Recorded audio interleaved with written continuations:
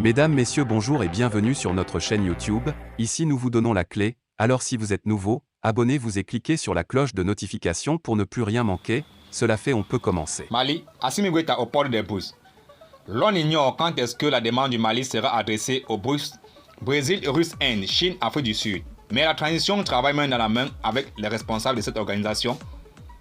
Tout le monde est sûr que l'adhésion du Mali à cette organisation dépend de la demande des autorités, surtout que la Russie et la Chine, qui sont les piliers de ces regroupements, s'appuient profondément sur le Mali et les autorités transitoires pour percer en Afrique.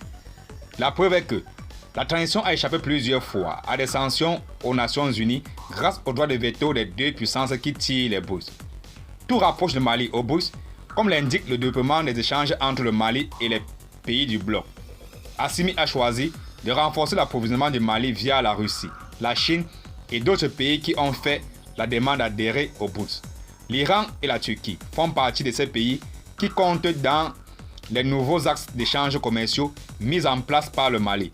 Selon des sources officielles, environ 2 douzaines de pays ont fait part de leur intention de rejoindre soit le groupe des bourses, soit l'Organisation de coopération de Shanghai, OCS.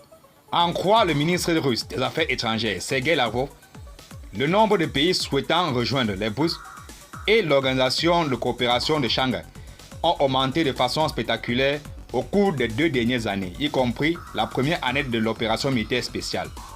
Ce nombre est actuellement d'environ 2 douzaines, a déclaré le chef de la diplomatie russe, pour qui il s'agit des pays qui jouent vraiment un rôle très important dans leur région. Il s'agit de l'Égypte, la Turquie, l'Arabie Saoudite, les Émirats Arabes Unis, l'Indonésie, l'Argentine, le Mexique et certains pays africains dont la liste n'a pas été dévoilée.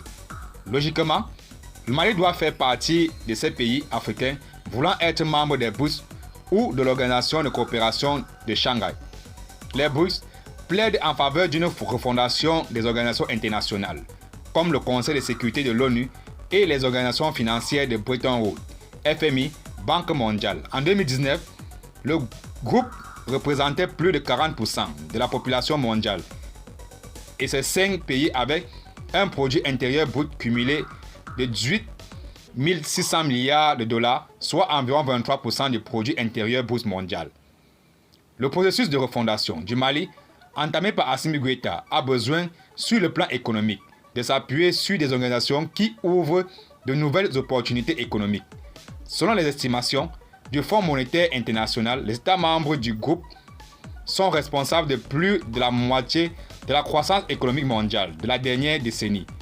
L'Organisation de coopération de Shanghai, OCS, bénéficie d'un poids démographique phénoménal représentant près de la moitié de la population mondiale, qui s'ajoute à sa superficie géographique et à ses ressources énergétiques.